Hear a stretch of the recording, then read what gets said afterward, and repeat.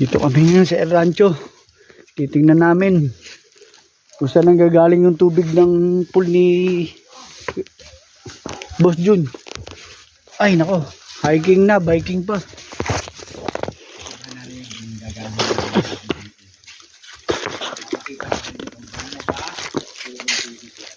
Para makita natin kung gaano kalinis yung tubig ng pool ni swimming pool ni El Rancho.